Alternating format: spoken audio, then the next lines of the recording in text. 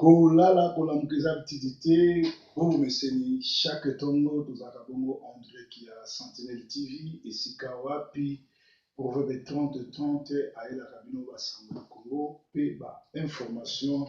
pe masolo to mateya ya mboka poto ndenge toyali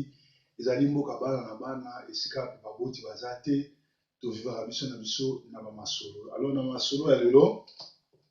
bouti kolanda lettre oyo e bouleversé masolo bato ya aner bauti kolakisa bino ke koprouve bino ke bango nde basalaka baaventure bango nde basalaka makambo nyonso tu mpe bango nyonso nde bamontaka biloko alors bauti kobimisa lettre moko ke président Etienne Tshisekedi moto akomaki oyo azokumisa Kabila ezali lokuta ezali service ya aner bato barealize biloko wana parce que aner esengeli boyeba ke Kalev azali kocreye biloko ebele na internet kofuta bana basi babimaka bolumbu kokangisa bato kotia bacommentaire to balettre ya lokuta preuve ezali lettre oyo bino nyonso boza nango IDPS euti kodementir ezali lettre ya IDPS te moto ekomaki mpe président Tshisekedi akomaki te. Alors imaginez-vous que tozali na gouvernement ya bafaussaire ya bacriminel ya baaventurier ntina niveau ya koyende koimite lettre ya IDPS koimite na signature ya président kaka mpo balingi babomba bacrime na bango basali crime oyo baempoisonné Etienne Tshisekedi mpe susi na bango yali bapanza rassemblement c'est-à-dire baza ata na susi moko te ya koluka kondima to koaplike baccord oyo basinyaki le 31 décembre eloko biso tokoki kosenga ezali koyebisa na senco lokola baa na bango na plan B te batika Kabila akontinue batika Kabila asala mosala azosala batika ye akende ye moko ndenge abengisi Katete Katobo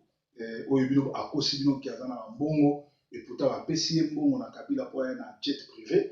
mpo ya kokoma premier ministre totala ye akende totala soki akodirige mboka soki baplan na ye azolinga kosala référendum soki kosimba soki akotikala sous président parce que depuis le 31 décembre ti lelo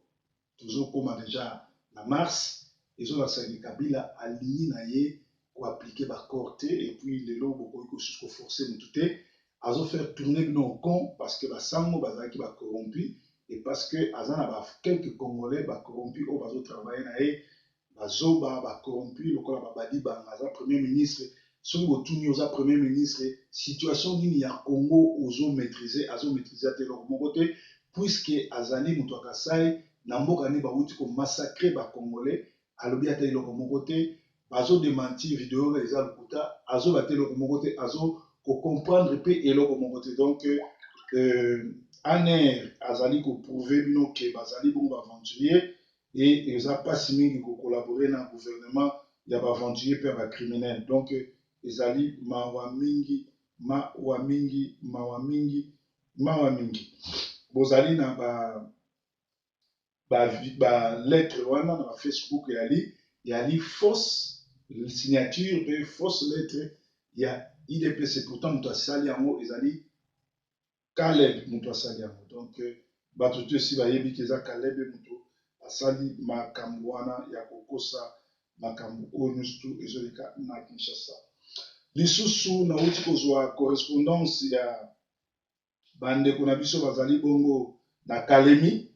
Qu'est-ce qui se passe na Kalemi bato bazoloba ata eloko moko te mais nauti kozwa correspondance ya Kalemi na kolinga na tanga yango po boyeba makambo nini ezosalama entre temps avant nakotana na makambo Kalemi tolobaki ete Nemona Nsemi aza aventurier Nemona Nsemi azosala jeu ya Kabila ya barwandais ya kobalkanize mboka botiaki tembe lelo oyo ntango Nemona Nsemi apesaki ya kofrappe esi eleki donc il y a 2 semaines et demie esi eleki Nemona Nsemi afrappaka te abatama Kabila na Nemona Nsemi bazosala kukula elombe kanyama na la police na ye oyo naza prêt ya kokende koatake Nemona Nsemi aza armé te Nemona Nsemi akosi mwa bato atravaille bango mpo esengeli boyeba depuis le Congo existe, depuis que le Congo existe, ba Congo bakosami mingi na makambo bonzambe. Soko za vraiment vrai Congo le mona ke binsinga euta na Congo, binzambe euta na Congo, kinkukusa euta na Congo, taonda euta na ba Congo, ba nzambe nyonso tu oya ba budi ya Congo euta na Congo, ba Congo bakosa bango balebele na bonzambe ti na Kimbangu azalaki mosali na nzambe atatolaki Yesu Kimbangu akufi cousin ya Kimbangu parce que Kimbangu abota te baye bakosa bakongo ke Diangenda azali Kimbangu aza nzambe ba Diangenda bazali banzambe puis bakomisa même le 25 novembre date ya nzambe Diangenda bakisolokele babotama donc buzoba wana kokosa bato wana nyonso tu ezali na bakongo mingi alors bakongo pe ndenge nalobaki ete soki mukongo aloki yo soko oluki nzambe asolo te eza pasi mpo oboma donc bandeko na biso bakongo fu bafungwama baluka frais de délivrance baluka koyamba nzambe na contre bango te ngambo mpe na mokongo nazokritike ntango nayaka kokritike elakisi te ke nafingi elakisi te ke natyoli elakisi ke nasali constat nazolinga kosauve soki moto andimi yango akoluka délivrance akobika soki moto andimi yango te etali ye me botala bien baeglize oyo bapakola bato shashasha euta na bakongo baeglize ya kinkukusa oyo bato batutuka euta na bakongo baeglize oyo basokola bato mai euta na bakongo baeglize nyonso binzambi ya mabe ya bapevalongo ya babima euta na bakongo cetadi bakongo baza peuple moko balingi nzambe baza peuple moko balukaka nzambe me baza peuple moko bazali bongo entouré na bato ya lokuta bakomisa kote ya bakongo kokende kokosa bango tala neti ne mwana nsemi abomisi bato alobaki ya kofrape ti lelo azofrape te eti lelo mpe kanyama na polisi na ye bazokoka kokanga ye te problème ya te ya koencercle résidence ya mwana nsemi aza na minduki te aza na baarme te envoute bato akosi bango ke soko ozwi nzika obwaki likolo ekomi bombe boyebisanga lelo nzika ya ne mwana nsemi ese ebombi combien de rwandais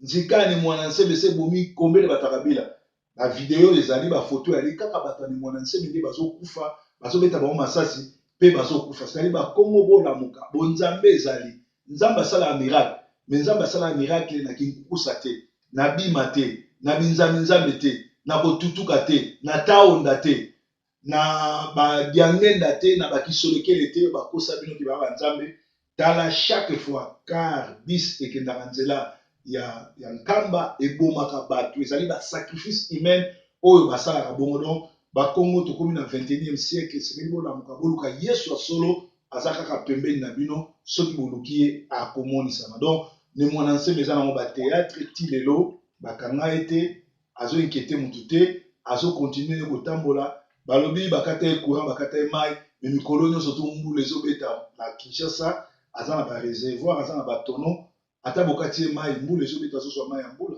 epuis le bokati ye courant aza na groupe électrogène na ndako na ye aza na bavivre ebele eza nango bateatre bozosala pourtant toyebi ete gouvernement ya bacriminel soki oza contre bango bakoti kote frank diongo diomi ndongala bamema bango na prison bazalaki bainnocent donc bofungwa mwa miso ekozala malamu alors naza koloba bautotindelanga message makambo ezoleka na mboka oyo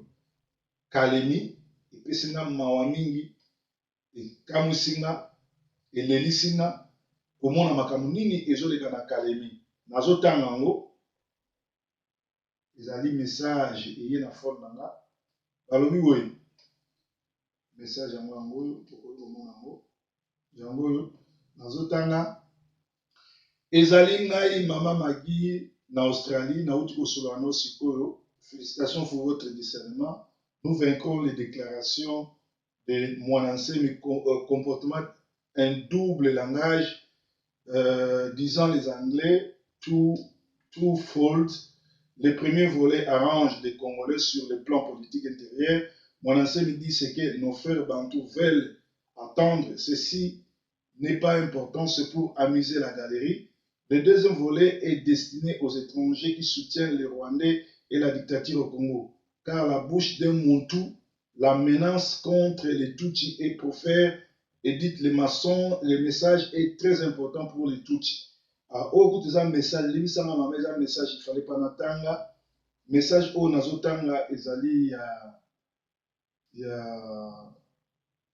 oyo bauti yebisanga makambo ya Kalemi zela bonimisanga na mokango yango Kalemi yango nazotanga. Kalemi ravagé par l'insécurité et la famine.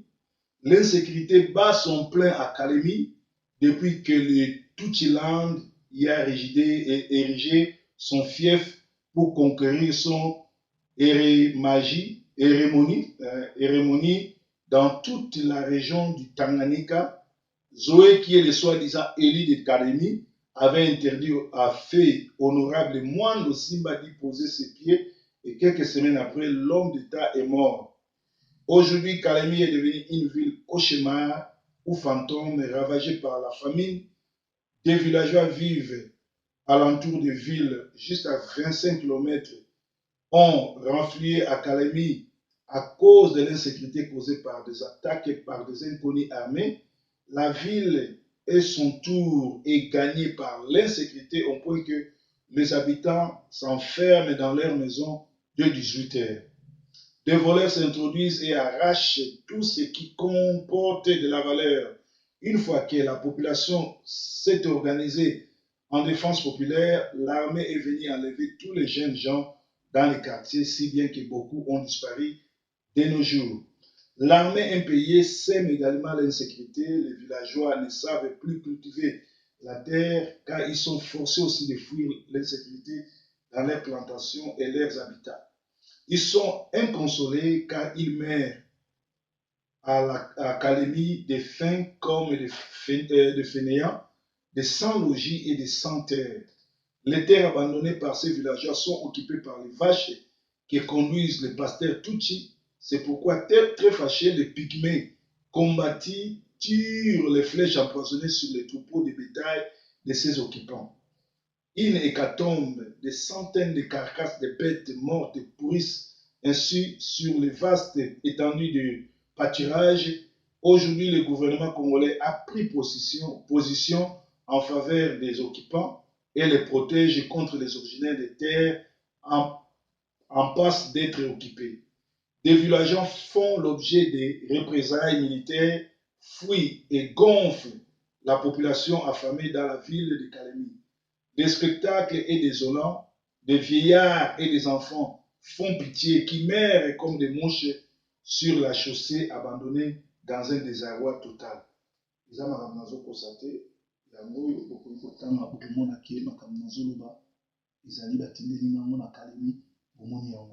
Donc, balobi na Kalemi, eloko nyezo salama kuna, Zoé o aza Rwandais, na magie na bango ya mama Sifa, mama na bango, abima Eli ya Kalemi, apekisaki mwando Simba azala kuna bozo se souvenir que tango avion mwando Simba ngai kende kuna na Kalemi, ezaki détourné et que ngai kokita na mboka mosusu na kanda na soki wa. Donc après quelques temps, mwando Simba akufaki na poison de babomi papa Etienne Tshisekedi. Alors ce qui est grave na Kalemi kuna bazo affamé ba jeune, bazo affamé batou, bazo ko sala représailles, c'est-à-dire la police azo kota ko boma batou, pe mabele wana oyo ezali abandonné, ba pasteur tout, c'est-à-dire ba pasteur ezali bato bakengela na ngombe ba mpate, bazo na bangombe na bango pour récupérer ba territoire na biso. Et tango ba jeune gens ba meki ko s'organiser na défense, police ezoa ko enlever bango ko boma ko sala ba massacre, c'est-à-dire na Kalemi lelo okekuta bibembe ya ba vieillard na bana mike bazokufa na ndako na nzala, okuta bibembe pe ya bangombe na balabala parce que ba pygmée oyo baza kote kuna ba ye sikoyo na ba flèche ko boma bangombe bazokosa bino ko conflit ezali ba pygmée na ba bantu, non, conflit ezali ba pygmée bazo protéger mabele na bango contre occupation toute rwandaise oyo ekoti kote kuna. Alors na ngonga oyo Kabila azolakisa bino bien qu'aza congolais te, azolakisa bino bien qu'aza occupant et il agisse comme occupant ko tirer ko boma mutu nyonso to akoluka telema ko élever bana mike asali yango kaka na Kalemi te, asali yango na Kinshasa, asali yango na Katanga, asali yango partout ba tuerie massacre saliamo partout et communauté internationale zo velo mote ba congolais na Kinshasa ba velo mote et lo be kamusinga chaque jour na Kinshasa ba bazo langwa bazo bina comme si de rien n'était. Or bazo bosana soki ba récupérer ba mabele ba Kalemi ya ba Beni ya ba wapi et vous allez ce ville à Kinshasa oyo esi ba investir bombe déjà kuna to etonda na ba Rwandais na ba Tutsi pe awa na poto bazozwa bagene na barwandais na batutsi kotinda bango na congo na bapasseport congolais mpo baya koassujettir biso c'est-à-dire biso bacongolais esengeli totelemela likambo oyo yango tolobi ete etienne tisekedi babomi ye koboma bino bacongolais boyebi yango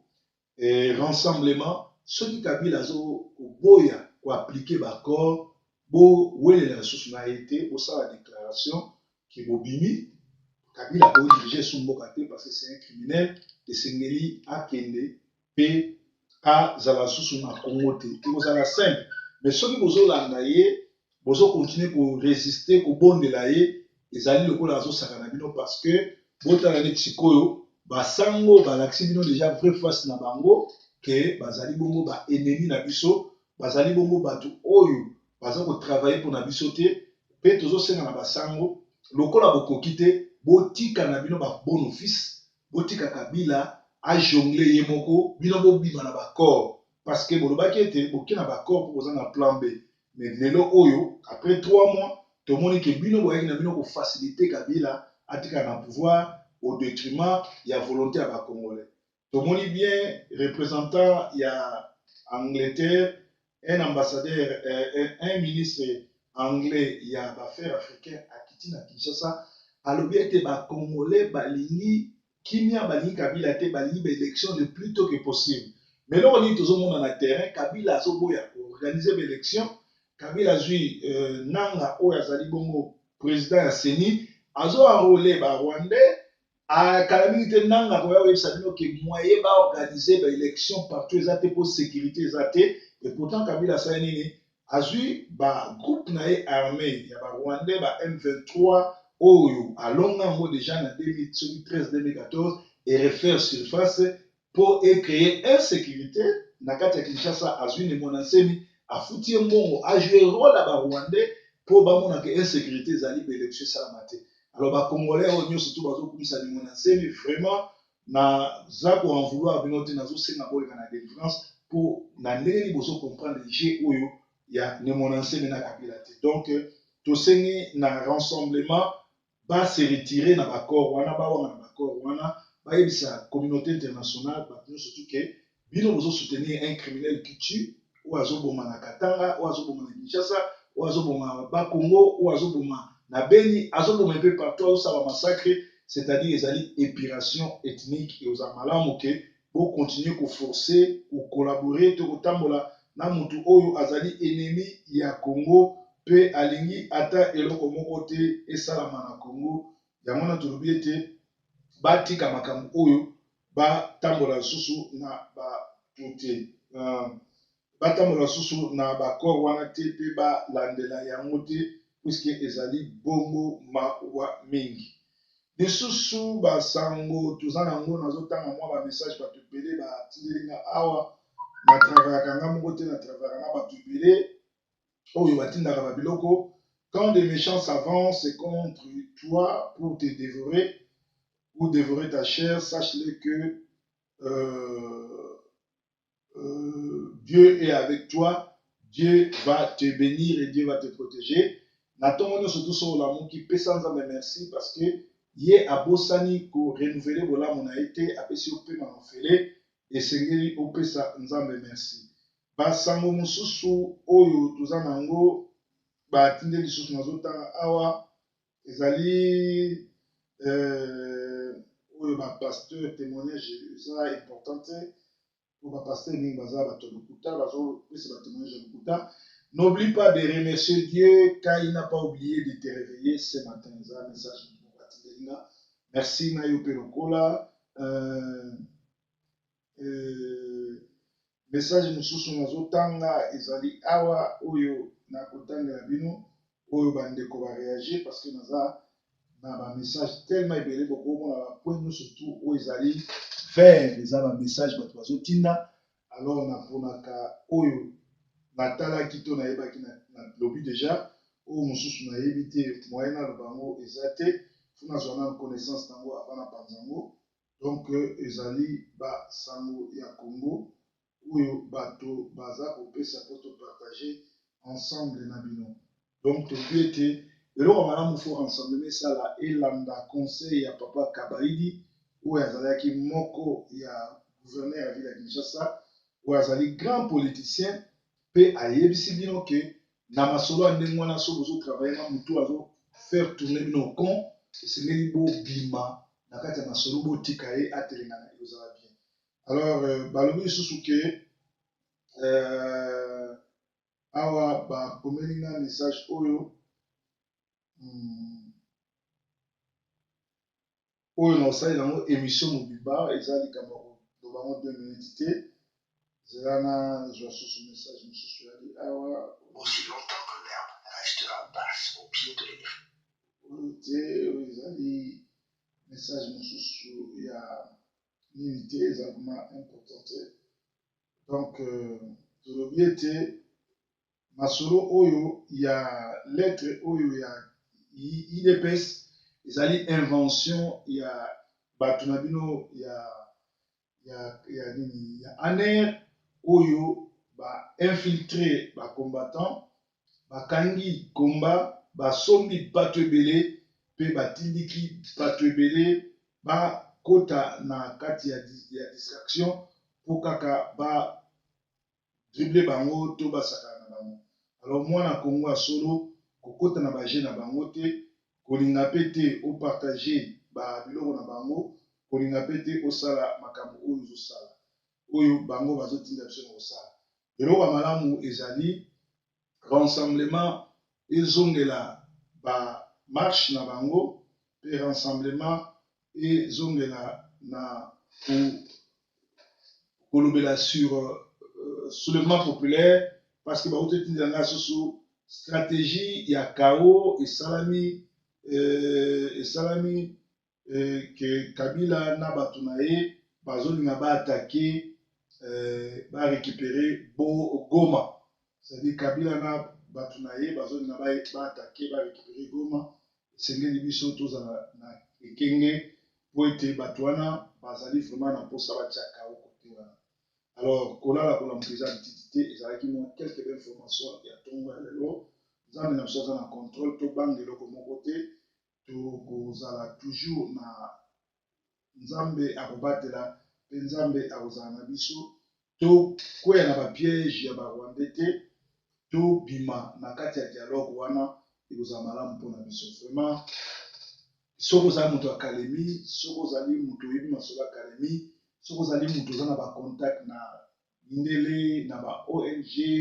na communauté internationale to na CPI meka kokomisa message oyo ke bazomassacre na kalemi ndenge bazomassacre na Kinshasa na Congo central mpe na Beni. Journée malamu nzambe azala biso yesu aza nkolo.